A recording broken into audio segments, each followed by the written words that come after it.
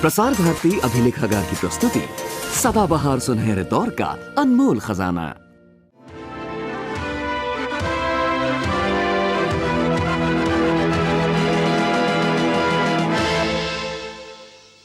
भारत का संविधान क्या है?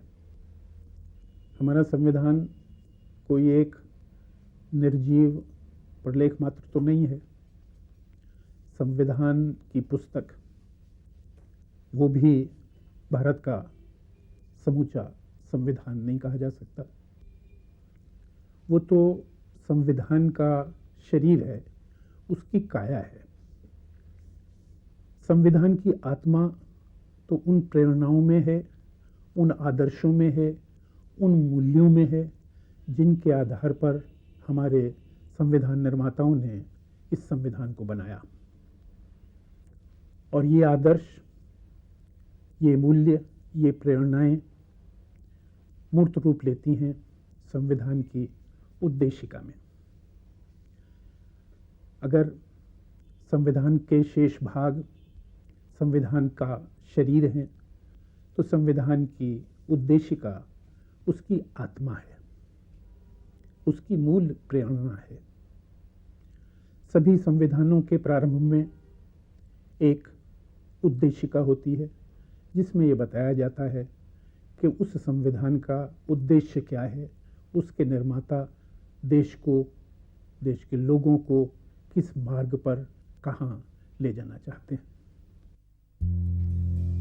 संविधान राज्य के प्रमुख अंगों का गठन करता है। कार्यपालिका, विधानपालिका और न्यायपालिका को शरीर देता है।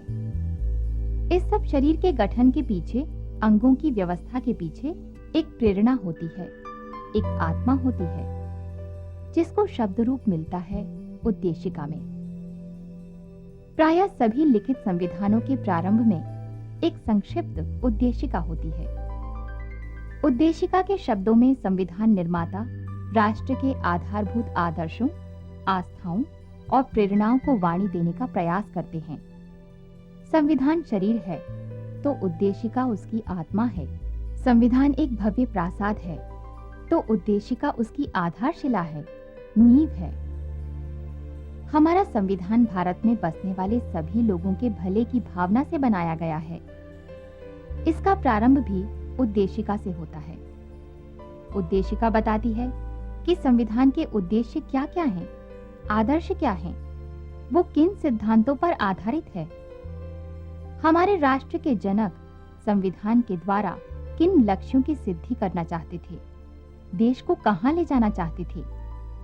संविधान के विभिन्न अनुच्छेद उद्देशिका में निरूपित लक्ष्यों की सिद्धि के साधन मात्र हैं।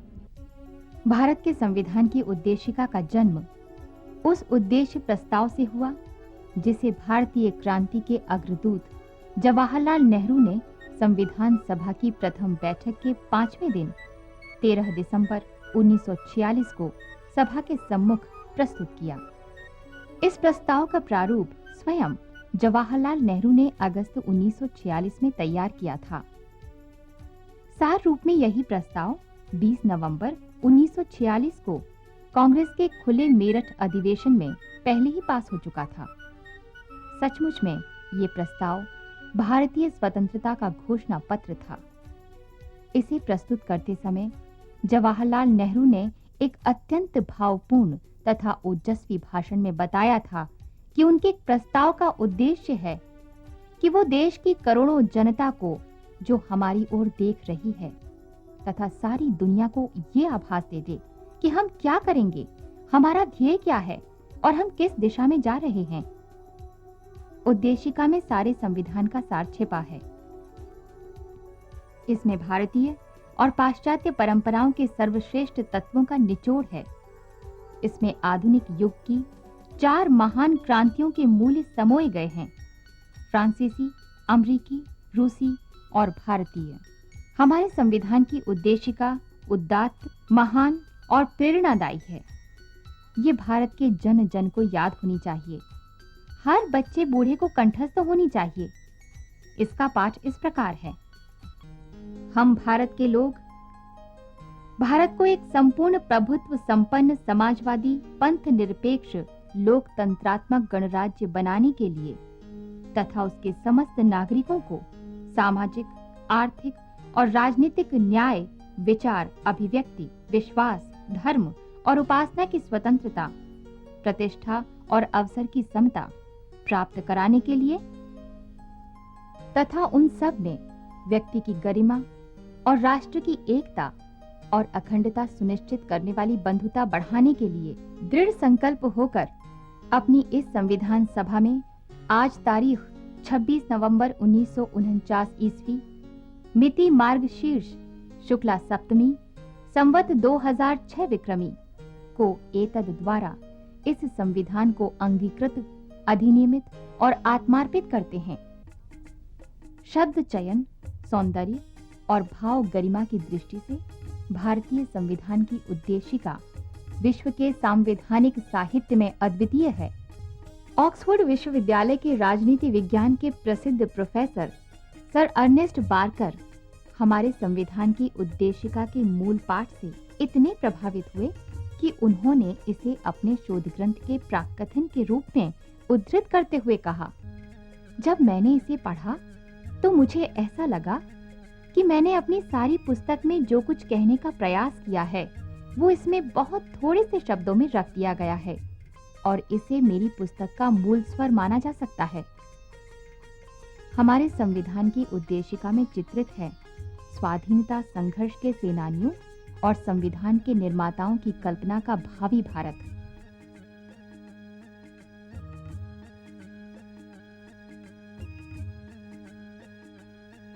इसके शब्दों के पीछे भारतीय जनता के मन को छूने की अदम्य शक्ति है। प्रस्तावना का एक एक शब्द एक चित्र है, चित्र जो बोलता है, एक कहानी कहता है, तपस्या, त्याग और बलिदान की कहानी।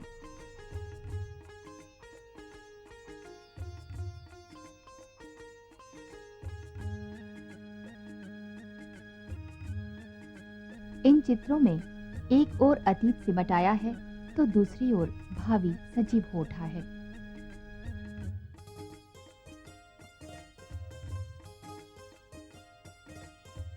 एक ओर देश की युग युगीन राष्ट्रीय साधना की चरम परिणति हुई है तो दूसरी ओर इसमें उन चिरंतन लक्ष्यों का निरूपण किया गया है जिनकी सर्वांगीण सिद्धि के लिए भारत का जन जन, चाहे उसकी भाषा, धर्म, जाति और पेशा कुछ भी हो, प्राणपण से प्रयत्नशील है। उद्देशिका के शब्दों को ध्यान से देखें, थोड़ा सा विश्लेषण करने का प्रयास करें तो देखेंगे कि जो आधारभूत मूल्य उभरकर सामने आते हैं उन्हें सूचीबद्ध किया जा सकता है। ये उदात्त मूल्य हैं: संप्रभुसत्ता, समाजवाद, लोकतंत्र, गणराज्य स्वरूप, न्याय, स्वतंत्रता, समानता, बंधुता, व्यक्ति की गरिमा और राष्ट्र की एकता तथा अखंडता।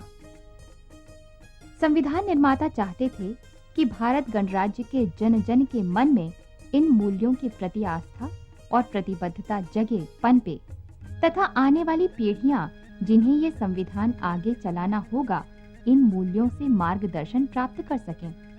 अतः ये जरूरी है कि हम इनका भाव और महत्व समझें।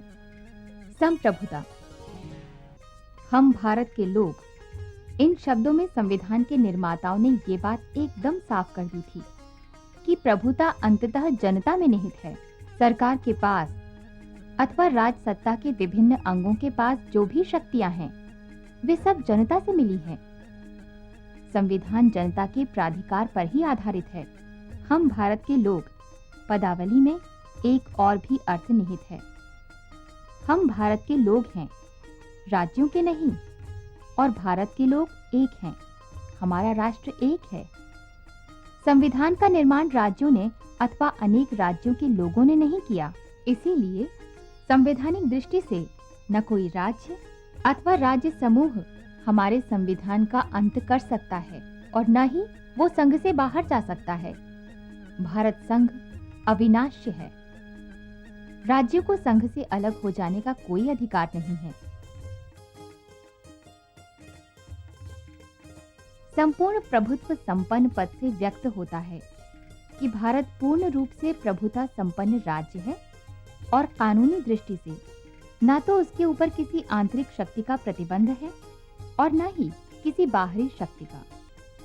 यद्यपि भारतीय संविधान में संघ तथा राज्यों के बीच शक्तियों का वितरण किया गया है, प्रभुसत्ता समूची भारतीय जनता में अथवा भारतीय गणराज्य में निहित है, उसके किसी अंगभूत भाग में नहीं। समाजवाद। उद्देशिका के पाठ में समाजवाद के उद्देश्य को बड़े सम्मान का स्थान दिया गया है। संपूर्ण प्रभुत्व संपन्न के ठीक बाद इसका उल्लेख किया गया है। समाजवाद की कोई निश्चित परिभाषा नहीं है।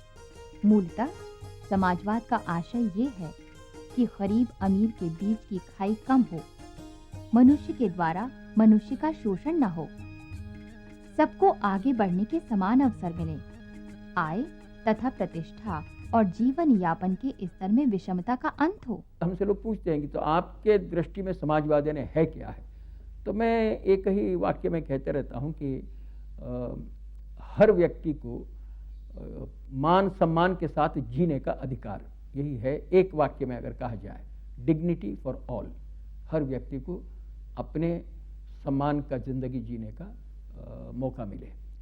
उसमें फिर रोजगार आता है, उसमें फिर रोटी आ जाती है, उसमें फिर प्रजातंत्र आ जाता है, उसमें फिर गैर बराबरी को मिटाने की बात आ जाती है, उसमें फिर क्षेत्रीय विषमताओं को मिटाने की बात आ जाती है, उसमें फिर लोगों को जो जो मामले हमारे देश में या अन्य देशों में विभाजित करते हैं, वो सारा विभाजन को तोड़ने की बात आ जाती है।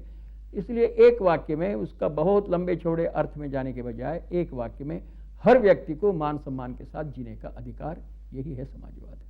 सोशलिज्म की बात दिशा बताने वाली बात है, उस दृष्टि से हम चल रहे हैं। पहले जमींदार हुआ करते थे जिनके पास 10,000 20,000 एकड़ जमीन हुआ करती थी। आज तो 50 एकड़ से ज़्यादा कोई जमींदार नहीं रहा है। उस दृष्टि से देखा जाए तो हमने सोशलिज्म लाया है। पहले जमींदार के बच्चे और उद्योगपति के बच्चे या अमीर लोगों के बच्चे पढ़ाई के लिए जा सकते थे। आज हर बच्चा स्कूल में जाकर पढ़ाई कर सकता है। उस दृष्टि से देखा जाए तो हमारे समाजवाद लाया है। पंथ निरपेक्षता। एक पंथ निरपेक्ष राज्य प्रत्येक नागरिक के साथ नागरिक के रूप में एक जैसा व्यवहार करता है और उसके पंथ की ओर ध्यान नहीं देता। वो किसी पंथ विशेष से जुड़ा हुआ नहीं होता। वो न तो किसी पंथ को बढ़ावा देता है और न ही उसमें हस्तक्षेप करने का प्रयास करता है। वो सभी जातियों तथा संप्रदायों के नागरिकों को लाभ देने में तटस्थ अथवा निष्पक्ष होता है। बोलचाल की भाषा में हमारे देश में अंग्रेजी के सेक्युलरवाद का प्रयोग अक्सर सांप्रदायिकता के उल्टे के रूप में किया जाता है। सेक्युलरिज्म शब्द कभी भी भारतीय नहीं रहा, ये पाश्चात्य संस्कृति से आया। और पाश्चात्य संस्कृति में इस शब्द की एक पृष्ठभूमि है कि चर्च का दखल जब राज्य में बहुत ज़्यादा होने लगा और चर्च और स्टेट इन दोनों के बीच कन्फ्रंटेशन आने लगी, तो ये आया कि राज्य सेक्युलर होगा, यानी राज्य किसी भी धर्म को प्रश्रय नहीं देगा। हमारे यहाँ तो ऐसी कोई बात थी नहीं। कौन से मंदिर का दखल था, कौन से पुजारी का दखल था, कौन से मौलवी का दखल था। तो हमारे यहाँ जब धर्मनिरपेक्ष शब्द आया तो धर्मनिरपेक्षता का एक ही स्वरूप हो सकता था उसमें कि राज्य सर्वधर्म संभाव की नीति अपनाएगा। हमारा राज्य कोई मजहबी राज्य नहीं है। राज्य का अपना कोई पंथ, मजहब अथवा संप्रदाय नहीं है। इसकी नजरों में सभी पंथ बराबर हैं और ये पंथ के आधार पर नागरिकों के बीच कोई विभेद नहीं कर सकता। धर्मनिरपेक्षता का रूप तो बहुत साफ था। मैं तो गांव की भाषा में कह सकता हूँ, जहाँ हर धर्म की बराबर की इज्जत हो। ये हमारा मन था और यही चलता आया। संविधान निर्माताओं ने एक ऐसे राष्ट्र का सपना संजोया था जो मजहब, जाति और पंथ की विविधताओं से परे होगा। वे मजहब के खिलाफ नहीं थे, किंतु वे आशा करते थे कि राजनीतिक एकता जुटाना संभव होगा और मजहबी मतभेद राष्ट्र निर्माण में बाधक नहीं बनेंगे। संविधान में एक ऐसी नई समाज व्यवस्था की परिकल्पना की गई थी जो सांप्रदायिक संघर्षों से मुक्त होगी तथा जिसका आधार होगा सामाजिक, आर्थिक और राजनीतिक न्याय। इसमें एक ऐसी राज्य व्यवस्था का निरूपण किया गया था जिसके अंतर्गत कानूनों में पंथ, जाति आदि के आधार पर नागरिकों के बीच भेदभाव नहीं किया जाएगा। संविधान में एक ऐसी पंथ निरपेक्ष व्यवस्था स्थापित करने का प्रयास किया गया जिसके अंतर्गत बहुसंख्यकों को राज्य की ओर से कोई विशेष अधिकार नहीं दिए गए और अल्पसंख्यकों के धार्मिक अधिकारों को अनेक प्रकार से संरक्षण प्रदान किया गया। हमारे देश की मिट्टी में ये बात है कि यहाँ सब लोगों को पूजा पद्धति की और पूरी स्वाधीनता है, चाहे वो किसी मत में, गिरजा में जाए, गुरुद्वारे में जाए, मस्जिद में जाए, मंदिर में जाए, उसको कोई यहाँ अड़चन नहीं होगी। और चाहे वो किसी भी पंथ या संप्रदाय से संबंध रखता है, उसको समान न्याय मिलेगा और उसका दर्जा जो है नागरिक के तौर पर बराबर का रहेगा। कोई उसमें अलग ऊंच नीच का दर्जा नहीं रहेगा, चाहे कोई दलित हो चाहे कोई हो। ये एक भावना हमारे संविधान में है। पंथ निरपेक्ष राज्य अधार्मिक या पंथ विरोधी नहीं होता, वो केवल विभिन्न पंथों के बीच तटस्थ होता है और उसकी किसी पंथ विशेष में आस्था नहीं होती। वो किसी पंथ विशेष को प्रोत्साहन नहीं देता और किसी भी पंथ के साथ कठोरता नहीं बरतता। संक्षेप में, पंथ निरपेक्ष राज्य के अंतर्गत पंथ को नितांत वैयक्तिक मामला समझा जाता है और उसे राजनीति पर हावी नहीं होने दिया जाता। भारत जैसे देश में जहां अनेक पंथ जन्मे और आज भी फल फूल रहे हैं, पंथ निरपेक्षता का सिद्धांत विशेष महत्व रखता है। अपनी स्थिति में हर आदमी को, हर व्यक्ति को अपना धर्म का आधार करना और उसका स्वीकार करके आगे जाने का अधिकार है। इसमें कोई गलत नहीं। कोई हिंदू हो, कोई मुस्लिम हो, कोई सिख हो, ईसाई हो, सिख हो, पारसी हो, जैन हो, सभी को अपना धर्म के बारे में एक आस्था रखकर आगे जाने की जरूरत है। मगर साथ साथ दूसरे धर्मीय जो लोग हैं, इनकी भी, उनके बारे में वे आस्था रखने की जिम्मेदारी हम भूल नहीं सकते। ये समन्वय अपने संविधान में हमारे सामने किया गया है। ये समन्वय रखकर हम आगे जाएंगे तो मुझे लगता है कि आज जो सुविधा है, आज जो प्राविधान है, वो हमें हमेशा मददगारी होगा। लोकतंत्र। हमारा गणराज्य लोकतंत्रात्मक गणराज्य है। लोकतंत्रात्मक से अभिप्राय एक ऐसी शासन प्रणाली से है जिसमें बहुमत के आधार पर चुने हुए जनता के प्रतिनिधि शासन करते हैं। लोकतंत्र केवल मात्र एक शासन व्यवस्था नहीं है। भारतीय संविधान के दर्शन में लोकतंत्र को जीवन यापन की एक पूरी व्यवस्था के रूप में लिया गया। व्यक्तिगत जीवन के स्तर पर घर, परिवार, जाति, समाज और देश के स्तर पर रहने के एक विशिष्ट ढंग को ही हमने लोकतंत्रात्मक व्यवस्था माना है। लोकतंत्र के राजनीतिक, सामाजिक और आर्थिक पहलू हैं। राजनीतिक पहलू में राजनीतिक समानता का आदर्श आता है। राजनीतिक शक्ति पर किसी वर्ग विशेष का एकाधिकार नहीं स्वीकारा जाता। लोकतंत्र जनता का, जनता के द्वारा, जनता के लिए शासन है। जनता से अभिप्राय समस्त जनता से है। ये समझना भारी भूल होगी कि लोकतंत्र बहुमत का शासन है। इसमें संदेह नहीं कि जनता के प्रतिनिधियों का चुनाव बहुमत के आधार पर होता है, किंतु एक बार निर्वाचित होने के बाद वे समस्त जनता के प्रतिनिधि हो जाते हैं। वे समस्त जनता के हित के लिए ही शासन करते हैं। लोकतंत्र को अल्पसंख्यकों की सहमति से बहुमतों का शासन भी कहा गया है। सामाजिक आदर्श के रूप में लोकतंत्र मनुष्य के बीच समानता का प्रतिपादन करता है। लोकतंत्र में कोई सुविधा संपन्न वर्ग विशेष नहीं हो सकता। जाति, पंथ, भाषा, वर्ण, वंश, धन और लिंग के आधार पर व्यक्ति व्यक्ति के बीच भेदभाव की दीवारें खड़ी नहीं की जा सकती। लोकतंत्र के आर्थिक पक्ष का अभिप्राय ये है कि केवल सार्वभौम मताधिकार लागू कर देने से ही लोकतंत्र की स्थापना नहीं हो जाती। करोड़ों नंगे भूखे लोगों के लिए 2 जून भोजन और अपने शरीर को ढकने के लिए कपड़े की समस्या सबसे महत्वपूर्ण है। उनके सामने अगले वक्त की रोटी और रोजी का सवाल है। अतः उनके लिए वोट डालने का अधिकार कोई अर्थ नहीं रखता। ये भी नहीं भुलाया जा सकता कि केवल मात्र आर्थिक उन्नति और समानता भी अपने में अर्थहीन है।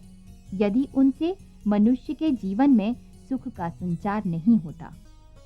यदि मनुष्य की आत्मा दासता के बंधनों से ग्रस्त होती है और उसे स्वेच्छा से विचारने और विचरने की, बोलने की, एक दूसरे से मिलने की, अपने धर्म के पालन की तथा अपनी इच्छानुसार अपने शासक और अपनी राजनीतिक व्यवस्था चुनने की आजादी नहीं मिलती, आत्मा का हनन कर शरीर का पालन कर सकना व्यर्थ है। अतः हमारा संविधान ये स्वीकार करता है कि वास्तविक लोकतंत्र के लिए आवश्यक है कि समाज की आर्थिक शक्ति का समता युक्त वितरण हो, प्रत्येक व्यक्ति का जीवन सुखी व समृद्ध हो सके, उसे आत्म विकास के समान अवसर मिल सके, साथ ही उसके व्यक्तिगत अधिकार, सम्मान और स्वतंत्रता भी सुरक्षित रह सके। न्याय, स्वतंत्रता, समता, व्यक्ति की गरिमा, बंधुता आदि शब्द इस बात के सबूत हैं कि संविधान निर्माताओं का लक्ष्य देश में राजनीतिक लोकतंत्र के साथ साथ सामाजिक और आर्थिक लोकतंत्र की भी नींव डालना था। ये ध्यान देने की बात है कि संविधान निर्माताओं ने सबसे अधिक जोर इस बात पर दिया कि हम सब अपने को भारतीय समझें, एक देश के नागरिक, और सत्ता का, शक्ति का, शासन का सारा स्रोत जनता के हाथों में रहे। हमने अपने लिए लोकतंत्र को अपनाया, और लोकतंत्र का अर्थ केवल ये नहीं है कि राजनीतिक दृष्टि से लोगों को मताधिकार मिल जाए, वोट देने का अधिकार मिल जाए। लोकतंत्र का अर्थ ये भी है कि गरीब अमीर के बीच की खाई कम हो। लोकतंत्र का अर्थ ये भी है कि जो विषमताएं समाज की हैं, सामाजिक विषमताएं हैं, वो दूर हों और सचमुच देश में स्वाधीनता का, लोकतंत्र का एक नया विहान आए।